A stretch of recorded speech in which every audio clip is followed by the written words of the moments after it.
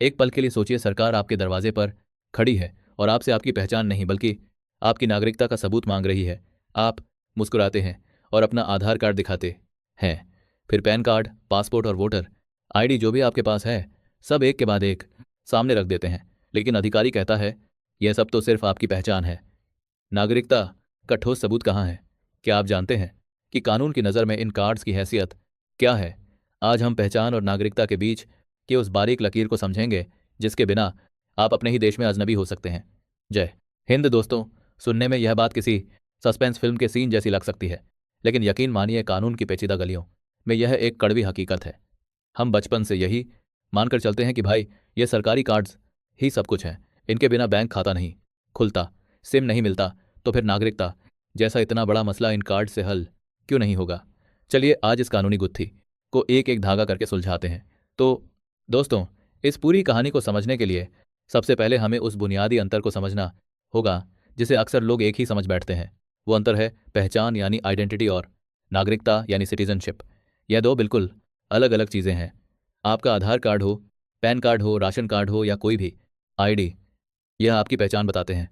यह सिर्फ इस बात की पुष्टि करते हैं कि आप वही इंसान हैं जो आप होने का दावा कर रहे हैं। सरल भाषा में कहें तो ये आपके कौन होने का जवाब देते हैं। ये बताते हैं कि आपका नाम क्या है, आपकी उम्र क्या है और आपका पता क्या है। लेकिन नागरिकता नागरिकता इससे कहीं बढ़कर है। यह एक कानूनी दर्जा है, एक ऐसा लीगल स्टेटस जो आपको एक देश की संप्रभुता और उसकी आत्मा से जोड़ता है। नागरिकता आपको वह अधिकार देती है जो किसी भी विदेशी को इस देश की धरती पर नहीं मिल सकते। उदाहरण के लिए वोट देने का अधिकार, संसद में बैठने का अधिकार, प्रधानमंत्री या राष्ट्रपति बनने का सपना देखने का अधिकार या देश की सबसे प्रतिष्ठित सरकारी नौकरियों को पाने का हक। इसका मतलब यह हुआ कि आपके बटुए में रखे यह तमाम कार्ड आपकी पहचान की गारंटी तो दे सकते हैं, पर आपकी नागरिकता की पक्की वारंटी नहीं देते। यह सिर्फ शब्दों का खेल नहीं है, यह एक बहुत बड़ा कानूनी अंतर है। तो चलिए अब एक एक करके इन बड़े दस्तावेजों का पोस्टमार्टम करते हैं और जानते हैं कि भारतीय कानून की नज़रों में इनकी असली हैसियत क्या है। अब बात करते हैं आधार कार्ड, क्यों यह नागरिकता का सबूत नहीं है। चलिए सबसे पहले उस कार्ड पर आते हैं जो आज के दौर में सबसे ज़्यादा ज़रूरी माना जाता है, आधार कार्ड। आज के समय में आधार हमारे जीवन का हिस्सा बन चुका है। बैंक जाना हो, इनकम टैक्स भरना हो या कोई सरकारी योजना का लाभ लेना हो, आधार सबसे पहले मांगा जाता है। लेकिन आधार को लेकर कानून की स्थिति बिल्कुल कांच की तरह साफ और पारदर्शी है। भारत के सर्वोच्च न्यायालय सुप्रीम कोर्ट ने कई बार, जैसे कि मशहूर पुट्टू स्वामी मामले में और हाल ही में बिहार के एक मामले में भी, यह बहुत स्पष्ट तौर पर कहा है कि आधार कार्ड नागरिकता का प्रमाण नहीं है। अब आपके मन में यह सवाल उठना वाजिब है कि यार ये तो बड़ा अजीब विरोधाभास है। एक तरफ सरकार ने आधार को हर चीज़ से जोड़ने के लिए इतना जोर दिया, फिर नागरिकता जैसा सबसे महत्वपूर्ण मामले में इसे इतना कमज़ोर क्यों माना जाता है? इसके पीछे का असली लॉजिक आधार अधिनियम 2016 की धारा 9 सेक्शन ना में छिपा है। वहाँ साफ साफ लिखा है कि आधार सिर्फ निवास रेजिडेंसी का प्रमाण है, नागरिकता का नहीं। यहाँ एक बहुत बड़ा टेक्निकल फर्क है जिसे आपको समझना चाहिए। आधार कार्ड भारत के निवासियों के लिए बनाया गया था, नागरिकों के लिए नहीं। कोई भी विदेशी व्यक्ति जो भारत में 182 दिनों से ज़्यादा समय से कानूनी तौर पर रह रहा हो, वह आधार कार्ड बनवा सकता है। अब आप ही सोचिए, अगर एक विदेशी टूरिस्ट या विदेशी कामगार के पास भी आधार हो सकता है, तो वह आपकी नागरिकता का अंतिम और अकाट्य सबूत कैसे बन सकता है? यह सिर्फ एक डिजिटल टूल है जिससे सरकारी सुविधाओं का लाभ सीधे सही व्यक्ति तक पहुंचे। इसीलिए आधार को नागरिकता के किसी भी विवाद में सिर्फ एक सहायक दस्तावेज माना जाता है, निर्णायक नहीं। अब बात करते हैं वोटर आईडी और पासपोर्ट। क्या यह भी अंतिम प्रमाण नहीं है? आधार के बाद अब उस दस्तावेज पर आते हैं जिससे नागरिकता का सबसे सीधा और गहरा कनेक्शन महसूस होता है, वोटर आईडी कार्ड यानी मतदाता पहचान पत्र। हमारा लॉजिक बड़ा सीधा होता है कि भाई अगर देश मुझे अपनी सरकार चुनने का सबसे बड़ा लोकतांत्रिक हक दे रहा है, मैं पोलिंग बूथ पर जाकर अपना प्रतिनिधि चुन रहा हूं, तो मैं नागरिक तो हुआ ही ना। आम समझ के हिसाब से आपका ये लॉजिक बिल्कुल सही है और देश के 90% लोग यही मानते हैं। वोटर आईडी कार्ड नागरिकता का एक बहुत मजबूत संकेत, इंडिकेशन ज़रूर है, इसमें कोई दो राय नहीं है। लेकिन अगर हम कानून की बारीक नज़र से देखें तो यह भी अंतिम प्रमाण या कंक्लूसिव प्रूफ नहीं है। इसे representation of the people act के तहत सिर्फ मतदान के उद्देश्य से पहचान के लिए बनाया गया है। कानून यह मानकर चलता है कि मतदाता सूची, वोटर लिस्ट तैयार करने में मानवीय गलतियां हो सकती हैं। किसी का नाम गलती से लिस्ट में शामिल हो सकता है या किसी का नाम गलत तरीके से जुड़ सकता है। इसलिए अगर कभी आपकी नागरिकता को कोर्ट में चुनौती दी जाए तो सिर्फ वोटर आईडी दिखाना कानूनी तौर पर पर्याप्त नहीं होगा।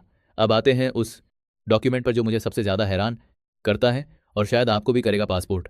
पासपोर्ट बनवाने का प्रोसेस कितना सख्त और पेचीदा होता है ये हम सबको पता है। पुलिस आपके घर आती है, मोहल्ले में आपकी छवि की पूछताछ होती है, आपके पुराने दस्तावेज़ों की बारीकी से जांच होती है और फिर कहीं जाकर यह पासपोर्ट आपके हाथ आता है। यह एक अंतर्राष्ट्रीय स्तर का दस्तावेज है जो पूरी दुनिया को बताता है कि आप भारत के नागरिक हैं।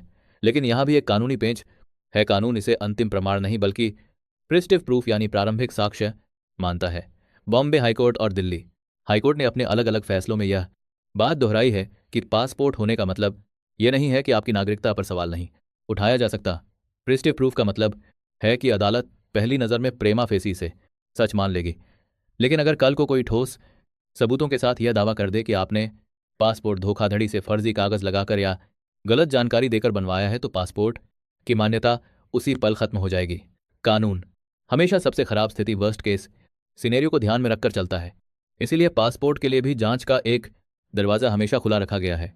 तो अब आप सोच रहे होंगे कि भाई अगर आधार, वोटर आईडी और पासपोर्ट ये तीनों बड़े कार्ड फाइनल अथॉरिटी नहीं है तो फिर वह कौन से सुपर डॉक्यूमेंट्स हैं जिन पर हम कानूनी तौर पर सबसे ज़्यादा भरोसा कर सकते हैं? अगर कल को कोई संकट आए तो हमें किन कागज़ों को तिजोरी से बाहर निकालना चाहिए? यहाँ एंट्री होती है उन दस्तावेज़ों की जिन्हें कानून निर्णायक सबूत डिसाइसिव एविडेंस के तौर पर देखता है। जन्म प्रमाण पत्र, बर्थ सर्टिफिकेट यह सबसे महत्वपूर्ण और बुनियादी दस्तावेज है, खासकर उन लोगों के लिए जिनकी नागरिकता जन्म के आधार पर है। लेकिन यहाँ एक बहुत बड़ी शर्त है, यह प्रमाण पत्र किसी सक्षम अधिकारी जैसे नगर निगम, नगर पालिका या ग्राम पंचायत द्वारा उस समय जारी किया गया होना चाहिए जब आपका जन्म हुआ था। स्कूल लिविंग सर्टिफिकेट, SLC सुनकर थोड़ा अजीब लग सकता है, लेकिन आज के इस सुपर डिजिटल युग में भी स्कूल के पुराने कागज बहुत ताकतवर माने जाते हैं। आपकी स्कूल की मार्कशीट या स्कूल छोड़ने का प्रमाण पत्र जिसमें आपकी जन्मतिथि और जन्म स्थान का साफ साफ जिक्र हो एक बहुत बड़ा हथियार माना जाता है। आपको एक उदाहरण देता हूं।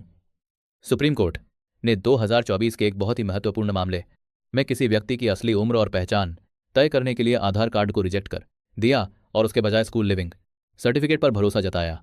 यह दिखाता है कि हमारी न्यायपालिका इन पुराने और बुनियादी दस्तावेजों को कितनी ज़्यादा अहमियत देती है। नागरिकता प्रमाण पत्र, सर्टिफिकेट ऑफ सिटीजनशिप।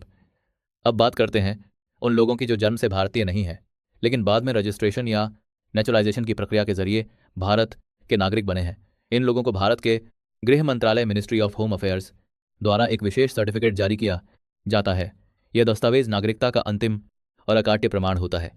इस पर कोई सवाल नहीं उठा सकता क्योंकि यह सरकार की सीधी पुष्टि है। अब यह तस्वीर थोड़ी और साफ हो रही है, लेकिन बात सिर्फ कागज़ों पर ख़त्म नहीं होती। आपको कौन सा कागज़ दिखाना है यह इस बात पर निर्भर करता है कि आपको नागरिकता मिली कैसे है। नागरिकता अधिनियम 1955 के अनुसार भारत में नागरिकता पाने के 5 रास्ते हैं। इन नियमों को समझना इसलिए ज़रूरी है क्योंकि समय के साथ भारत में नागरिक होने की परिभाषा 3 बार बदली गई है। पहला और सबसे मुख्य तरीका जन्म से बाय बर्थ। ज़्यादातर लोग इसी श्रेणी में आते हैं, लेकिन यहाँ 3 बड़े पड़ाव हैं। द्वार 1, 26 जनवरी 1950 से 1 जुलाई 1987। इस सुनहरे दौर में नियम बहुत सरल था। अगर आप भारत की मिट्टी पर पैदा हुए तो आप ऑटोमेटिकली भारत के नागरिक बन गए। तब आपके माता पिता किस देश के हैं, उनके पास क्या कागज़ हैं, इससे कोई फर्क नहीं पड़ता था। इसे कानून की भाषा में जस सोली यानी मिट्टी का कानून कहते हैं। द्वार 2, 1 जुलाई 1987 से 3 दिसंबर 2004। यहाँ सरकार को लगा कि नियमों में थोड़ी सख्ती ज़रूरी है। अब नियम यह बना कि सिर्फ भारत में पैदा होना काफ़ी नहीं है, आपके जन्म के समय आपके माता या पिता में से किसी एक का भारतीय नागरिक होना अनिवार्य कर दिया गया। यहाँ खून का रिश्ता जुड़ गया। द्वार 3, 3 दिसंबर 2004 के बाद अब हम सबसे सख्त दौर में हैं। आज के नियम के अनुसार भारत में जन्मे बच्चे को नागरिकता तभी मिलेगी जब उसके माता पिता दोनों भारतीय हो या कम से कम एक भारतीय हो और दूसरा अवैध प्रवासी इलीगल माइग्रेंट ना हो। बाकी 4 तरीके भी संक्षेप में समझ लेते हैं। पहला, वंश से बाय डिसेंट। यह उन लोगों के लिए है जो पैदा तो विदेश में हुए जैसे दुबई या अमेरिका, लेकिन उनके माता अक्षय पिता भारतीय थे। दूसरा, रजिस्ट्रेशन। यह उन लोगों के लिए है जिनका भारत से कोई पुराना नाता है, जैसे किसी भारतीय मूल के व्यक्ति ने विदेशी से शादी की हो। तीसरा, नेचुरलाइजेशन। यह उन विदेशी नागरिकों के लिए है जो लंबे समय से भारत में प्यार से रह रहे हैं और उन्होंने अपने मूल देश की नागरिकता पूरी तरह त्याग दी है तथा इलाके का विलय एक्विजिशन ऑफ टेरिटरी ये बहुत कम होता है। अगर भारत किसी नए भूभाग को अपने में शामिल करता है, जैसे 1975 में सिक्किम का विलय हुआ था, तो वहाँ रहने वाले लोग रातों रात भारतीय नागरिक बन जाते हैं। तो दोस्तों, आज की इस लंबी और विस्तृत चर्चा को अगर हम एक जगह समेटे तो सबसे बड़ा सबक यह है कि हमें अपनी रोज़मर्रा की पहचान और अपनी संवैधानिक नागरिकता को दो अलग अलग चश्मों से देखना चाहिए। आधार, वोटर कार्ड, पैन कार्ड और पासपोर्ट आपकी रोज़मर्रा की ज़िंदगी चलाने के लिए ऑक्सीजन की तरह हैं। इनके बिना आप ट्रेन का टिकट नहीं ले सकते, आप बैंक में पैसे जमा नहीं कर सकते और आप विदेश यात्रा नहीं कर सकते। लेकिन जब बात आपकी नागरिकता पर उठ रहे कानूनी सवाल की आती है, या जब अदालत के कटघरे में खड़े होकर यह साबित करना हो कि आप इस देश के वैध नागरिक हैं, तब आपके जन्म प्रमाण पत्र, आपके स्कूल के पुराने रिकॉर्ड्स, आपके पूर्वजों के भूमि दस्तावेज, लैंड रिकॉर्ड्स और गृह मंत्रालय के सर्टिफिकेट ही आपके सबसे बड़े रक्षक साबित होते हैं। यह वाकई एक विडंबना है और सोचने वाली बात भी है कि आज के इस सुपरफास्ट डिजिटल इंडिया में, जहां हमारी पूरी पहचान सिर्फ एक अंगूठे के निशान बायोमेट्रिक से जुड़ी है, वहां हमारी सबसे बुनियादी कानूनी स्थिति को साबित करने के लिए हम अभी भी 50 से 60 साल पुराने कागजों, फटी हुई फाइलों और सरकारी रिकॉर्ड्स पर इतनी गहराई से निर्भर हैं।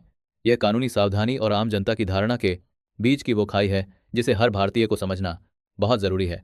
उम्मीद है कि आज के इस वीडियो से आपको कुछ ऐसी जानकारी मिली होगी जो शायद आपको पहले नहीं पता थी। मेरा मकसद आपको किसी भी तरह से डराना नहीं है, बल्कि आपको उस कानूनी सच्चाई से वाकिफ कराना है जिससे अक्सर हम अनजान रहते हैं। जागरूक नागरिक ही एक मजबूत लोकतंत्र की पहचान होता है। तो अगली बार जब आप अपना आधार कार्ड देखें तो याद रखिएगा कि यह आपकी पहचान तो है, लेकिन आपकी नागरिकता की आखिरी मंजिल नहीं है। अपने पुराने और बुनियादी कागजों को संभाल कर रखें, क्योंकि वह सिर्फ कागज के टुकड़े नहीं बल्कि इस महान देश के साथ आपके अटूट रिश्ते का सबसे बड़ा गवाह। अगर आपको यह जानकारी पसंद आई हो और ना बेजो पेने के लिए लगा हो कि आपने कुछ नया सीखा है, तो इस वीडियो को एक लाइक ज़रूर दें। इसे अपने दोस्तों, रिश्तेदारों और व्हाट्सएप ग्रुप्स में शेयर करें, क्योंकि यह जानकारी हर भारतीय के लिए जानना बहुत ज़रूरी है। और हाँ, हमारे चैनल को सब्सक्राइब करना ना भूलें, ताकि ऐसी ही रिसर्च वाली और ज्ञानवर्धक वीडियो आप तक सबसे पहले पहुंचती रहे। आपके पास अपनी नागरिकता या पहचान का सबसे पुराना दस्तावेज कौन सा है? क्या वह आपके दादाजी का कोई कागज़ है या आपका अपना पुराना स्कूल सर्टिफिकेट? कमेंट्स में अपनी कहानी और अपने विचार हमारे साथ ज़रूर शेयर करें। हमें आपके कमेंट का इंतज़ार रहेगा।